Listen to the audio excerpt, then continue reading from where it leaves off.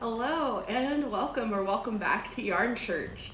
My name is Angela and here we talk about yarn and knitting and spinning and weaving, crochet, all things yarny. And today I am wearing a hat to cover up kind of a bad hair day, so bear with me. Hopefully you can still see my face okay. We're wearing some AirPods tonight because I've got a little bit of a candle going, and it's one of those candles that makes kind of crackling fire sounds, which is very relaxing. But I've already tried recording this once, and the sound of the candle was more than the sound of my voice because my phone's kind of on the other side of the candle. So anyway, I am also wearing my Ramona Falls shawl, which was the mystery knit along for the Rose City Yarn Crawl in 2018 when they did a waterways theme. And this is actually from my first Rose City Yarn Crawl that I ever attended, and I fully participated by knitting the mystery knit along. I think I was done with it like a little bit after the Rose City Yarn Crawl. I think this is also my first project I ever knitted with hand-dyed yarn, so very special to me. I actually wear this fairly frequently as well. I did knit it off gauge. It's a lot smaller than it's supposed to be, but it still works really well, and I still really like it. So two projects to talk about. First, I've got a little bit of an update on my Pressed Flowers cardigan spin. I'm spinning this green Corriedale comb top. I'm spinning it from the fold long draw on my Matcha Craft Rose, and I filled a bobbin, and I've got a little bit going on the next bobbin. I'm really just spinning through all the fiber I have, trying to keep it very consistent, and we'll ply it all together and make it a 2-ply and see how that turns out. So I'm looking forward to seeing it. However, it's going to be a while. You're probably going to see a few more full bobbins in the updates, or you may not see them, and because it's a little bit boring to give an update with just a full bobbin that looks the same as all the other full bobbins. So my more exciting update is my main project that I'm spending most of my time working on, which is my Book Club Cardigan by Sari Nordland. If you recall from the last episode, I decided on December 30th to cast on this project to be knit in time for my my retreat with Sari Nordland that is next week. So I'm on a little bit of a time crunch. I keep telling people, I'm doing a cardigan speed run. So here's my update. Last time I spoke, it was I was done with one sleeve, partway done with the other sleeve, still had about 4 inches to go on the main part of the body. We talked about how I had that I was going to run out of the main color of yarn, and I was going to have to use a different color of yarn, or kind of a different sheep yarn to finish off the sweater. And I have pretty much run out of this main lighter color of yarn, and I've started on the second color. So both sleeves are done, and they're both on hold. One of them's on hold on some tubing. The other one's on hold with the needles I knit them on with some point protectors. Then and then I've started. Before I get to ribbing, I have knitted the pockets, so both pockets are actually finished, and then I have started the ribbing on the bottom. And I don't know, the lighting in here is not as good as the last time I recorded a video, but I think even so you can still see that kind of it's a slightly darker color for the ribbing. I'm about 4 rows in. I did a very quick measurement of the gauge with my smaller needles, and it looks like I'm going to need about 10 rows of ribbing to get to 2 inches, which the pattern calls for 1.5 inches, but on the bottom of the sweater, and 2 inches for the cuffs. and I actually like the way a slightly longer hem ribbing looks, and so I'm just going to go the full 2 inches here. I should have plenty of yarn. I'm not really worried. I'm mostly worried about having enough yarn to finish the main part of the cardigan in the first color of yarn that I have. So I've got about a week left to finish the sweater, and I think I'm not worried at all about finishing the ribbing and the cuffs. It's actually going faster than I expected, and I also had anticipated not starting the pockets until this week as well. So I'm actually doing pretty well. I still would not say I'm ahead. I think I bought myself the margin that I'm going to probably need for the double knit button band. I keep saying I think I'm underestimating how much work it's going to be to do the button band. It's always, these double knit button bands are always more than I anticipate, but maybe after, this is my second double knit button band, so maybe I am right estimating, not over or under, but I definitely want to leave a lot of the week to knit the button band because of that kind of concern that I might, that it will take longer than I expect. So yeah, doing pretty good. While I was transferring the stitches from one circular to the other on the bottom, which this is the bottom of the sweater is the only part that the needles or the tubing or whatever is not long enough to really see how this looks on me. So while I had it on kind of 2 circular needles or across 2 circular needles, I tried it on again. It's looking really good. I think once I get a couple more inches on the bottom, it's going to hit me right where I want it to, and the sleeves are right where I want them. The sleeves are not as long on me as I thought. I think they're going to end up being the perfect length once I add the 2 inches for the cuffs. Really excited to finally wear this sweater. Some other things I've been up to. Today I went to my first sheep to shawl, actually my second sheep to shawl team meeting. I just started going to my Spinning Guild sheep to shawl team meetings just this year. I actually only joined my local hand spinning guild back in like October, November of last year. It was right before Oregon Flock and Fiber, and I joined so that I could volunteer at their booth at Oregon Flock and Fiber because I love working booths and talking to people. So yeah, and I signed up for the sheep to shawl team. If you don't know what sheep to shawl is, maybe I'll talk about that a little bit, since I don't have that many projects going on, very monogamously working on projects, which is not terribly unusual for me, but usually I've got a few things going and a few things to talk about. So yeah, sheep to shawl is a team of folks that get together and essentially they go from a clean fleece to a woven shawl in the course of an afternoon.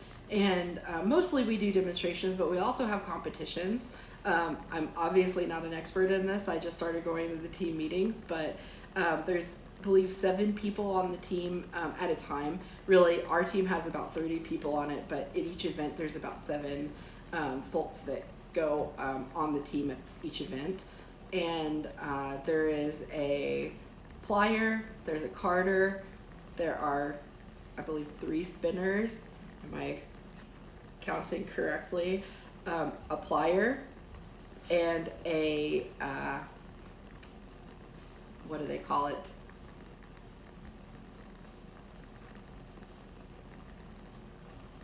Someone who talks about what the ambassador, that's right.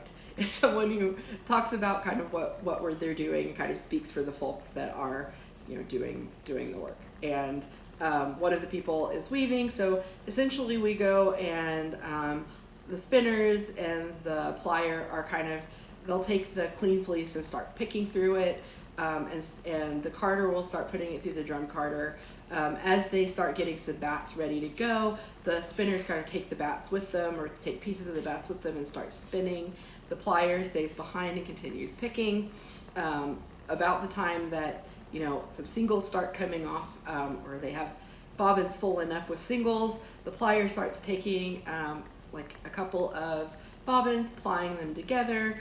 Once they get their bobbin full, which isn't a bobbin full like this, but it's significantly less full than this. What they consider a full bobbin in sheep to shawl is less than this, significantly less.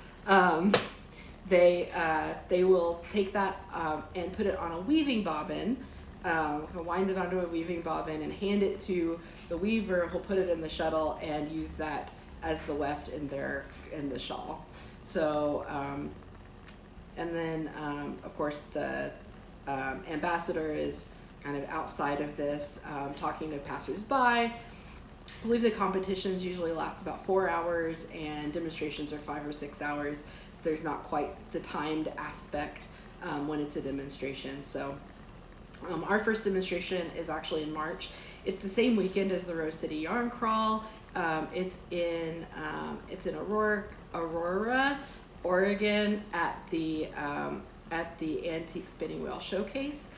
I'm trying to decide if I'm going to go to that or if I'm going to go to Rose City Yarn Crawl with some of my knitting friends. But yeah, I'm very, very torn. I may do Rose City Yarn Crawl kind of Thursday, Friday, maybe pick one weekend day to go with my friends, and then the other weekend day go do the Antique Spinning Wheel Showcase and participate with the guild in that, either on the Sheep to Shawl team or some of the other things we have going on that the guild is doing.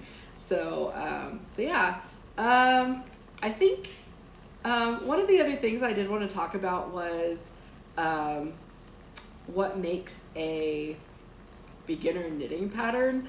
I don't know what got me on this topic. I think I've seen some people talking about kind of what's a beginner sweater, what's a good sweater for a beginner, what's a good spinning project for a beginner. And I was talking with some people today at the Sheep to Shawl team about spinning Corriedale, because from last episode I was talking about how I'm really struggling with this Corriedale, but Corriedale is something that I've heard several people recommend as a good first fiber for new spinners to try out, but I feel like maybe Corriedale's a bad choice. The staple length has a lot of variety. You could have a very long staple length, you could have a very short staple length. The thickness, like some Corriedales could be a fine wool, some can be a medium wool. You don't really know kind of what Corriedale is the good beginner fiber. Maybe it's a good beginner fiber because you do have the variety, but man, if this had been the Corriedale that I had started with, I don't know if I would have continued spinning. I've enjoyed so many other fibers more than this. My favorite fiber to spin right now is Targi. I like how kind of, and people call it springy. It's kind of, it has a lot of stretch to it. It's a lot of crimp. It's soft, but strong. And I also like that it's fairly local. It's pretty easy to get around here in the Pacific Northwest. Yeah, in beginner knitting patterns, my first sweater was a steeked, seamed colorwork sweater, and surprising to other folks maybe that was my first pattern. I have knit easier sweaters since then that I actually don't think are as beginner friendly as the one that I knitted. The first sweater I ever knitted, I call it the Sisterhood of the Traveling Sweater because I've gained and lost about 100 pounds since I knitted that sweater, and it has fit me at every weight I've been at since I knit it. And it's just a very easy fitting sweater. Sometimes it's oversized, sometimes it's fitted. It has set-in sleeves, which I think contributes to how well it fits. And as long as you're on gauge, I just followed instructions. I can follow instructions step 1 to step 100 or whatever, however many pages the pattern is. I can just follow instructions, and the instructions for this pattern were very clear. This was the first pattern I ever knit, or the first sweater pattern I ever knit, was the Ashland sweater, which was, I don't remember the designer name, but it was kind of put out by Brooklyn Tweed when they released their Peary yarn. And I knitted this sweater fully in Peary with the recommended needles. I did swatch, but it even talked about, here's how many stitches to cast on, here's how you do a swatch, kind of an in the round swatch, kind of flat with the strands in the back of the work. It described every step that you needed to follow. I didn't need any tricks from outside. Everything I needed to know, including, it described exactly how to reinforce a steek even inside the pattern. I learned so much following that pattern. That to me was such a beginner friendly pattern. And I followed other patterns since then that theoretically are good beginner friendly patterns that don't have as many scary techniques in them, like cutting your knitting, but that I don't know if I could have gotten through them without having the knowledge that I have, having knitted for a long time. A good example of that is my Book cardigan that I knit. It's a petite knit pattern, and I don't think I've ever knitted a petite knit pattern where I just followed the instructions. I've always had to make some kind of alteration to make it fit. The Book cardigan was probably the most intense recalculation I've ever had to do, because it has a button band that is knit at the same time as the body of the sweater. And I looked at the measurements, thank goodness they had this, but I looked at the measurements of the sweater, of the finished garment, and what they were going to be, and I knew it was going to be too short for what my mom wanted, and I was knitting it for my mom. And so I knew I had to add quite a bit of length. I don't remember, I added quite a bit of length. I think I added probably 3 or 4 inches to the sweater length. And you have to add the length in between the button bands. And so I was kind of doing some hardcore calculations. And plus, I was knitting it in brioche using an alpaca, a yarn that had a lot of alpaca content in it, with some silk noir. It was the Fiber Co. Acadia yarn. And so I knew it was going to grow quite a bit, so I used my blocked swatch gauge to calculate the rows that I needed to add in between the buttons from what they originally calculated to what I had needed to knit, and that was the alteration that I had to make. And if I was off, it was going to be the wrong length, because you can't just add length to the end like you would, even the Book Club cardigan that I'm knitting now. I could just keep knitting until it's long enough. But even though the Book cardigan is top down, because it has that integrated button band, you have to plan how long you want it to be before you get started, or at least before you start the second buttonhole. That was that pattern. The other pattern that I knit from Petite Knit that was very easy, and you would say, I don't know if anyone would really recommend the Book cardigan as a beginner friendly pattern anyway, because it's all brioche other than the double knit button band and the ribbing on the cuffs, and I think the hem is also just ribbing, but yeah, you would maybe never recommend that as a beginner pattern just because of all of the brioche. But for the other one was the Anchor sweater, my size. That was the second sweater I ever knit, and this is actually one of my projects that I have to fix. I'm planning on doing kind of a fix it February where I fix things, or at least one thing, that I don't wear as often as I could because of how I knit it. And there's 2 issues I have with the Agnet cardigan, or not the Agnet, the Anchor sweater that I knit.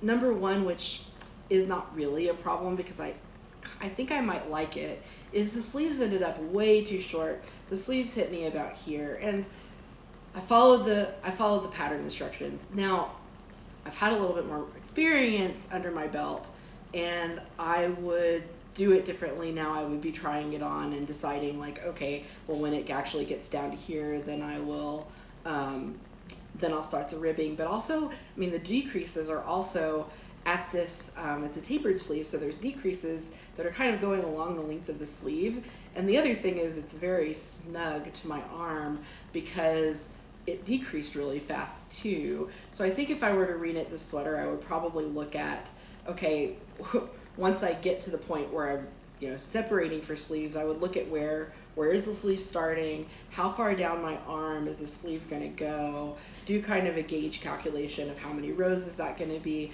and then do my decreases kind of accordingly. Whereas, I was still relatively a beginner when I knitted that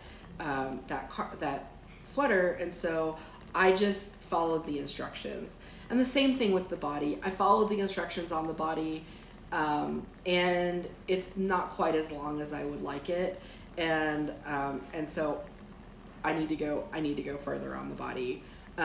So I won't say probably, I may change the length of the sleeves, or I may just leave them as 3/4 length, because they do kind of hit me perfect for 3/4 length sleeves, and I don't know that I mind that part so much. But the body of the sweater, I need to add probably 2 or 3 inches to the body of the sweater to make it perfect. Other than that, the sweater fits great. So I know I've complained about petite knit in the past because not on this podcast, clearly, because this is just my second episode and this is my first time talking about petite knit, but kind of to other people I've talked about, I'm not really a big fan of petite knit, and I might reserve this opinion a little bit because I see her patterns as being, they're very simple, and I know a lot of folks say, oh, I could figure that out myself, and to that I agree with a lot of folks who say, hey, if you can figure it out yourself, then just figure it out yourself. But if I'm paying for a pattern so that someone else is figuring it out for me, and then I have to do a ton of math to make that pattern work for me, it doesn't fully defeat the purpose of the pattern, but it does kind of take away from the value of the pattern to me. And so I'll probably try more. I know I'm actually, ironically, I'm actually knitting or planning on knitting the Sophie scarf, sorry, in a few weeks. It's with some hand spun that I spun, and that's a very simple pattern. Could I have figured it out myself? Yeah. Did I buy the pattern? Also, yes. I don't want to be bothered with it, so I bought the pattern. I'm not gonna have to figure anything out. I'm just gonna be able to kind of relax into a ton of garter stitch and enjoy. So, but yeah, that's kind of my opinion on beginner patterns. I think a beginner pattern, it can have complex things, and I think for a while when I was a beginner knitter, I aimed at patterns that taught me something new. So I was excited to learn color work, and I learned color work on that sweater. I was excited to learn steeking. I learned steeking on that sweater. Part of the reason I knit the Ashland sweater was, well, because I liked the way it looked, but also because it had a lot of new techniques for me, and I wanted to learn a lot of techniques in one pattern, and it was just such a rich learning experience. And I've done this over and over again where it was like, yeah, it's my first whatever, but I'm going to do the one that most appeals to me, and I'm not going to worry about how many techniques I have to learn to do well with it, as long as the instructions are good enough that I can follow the instructions and figure it out, that I don't have to do a whole bunch of work and have a bunch of experience to alter the pattern and make it work. Then I think it's a beginner pattern. It's beginner friendly, I should say. All right, well, I hope to keep doing these every week. I really enjoyed doing the podcast last week, kind of more than I expected. Hopefully I still get very nervous when the camera comes on, and hopefully I can maybe relax a little bit more and be a little bit more myself. But I want to thank those of you who subscribed.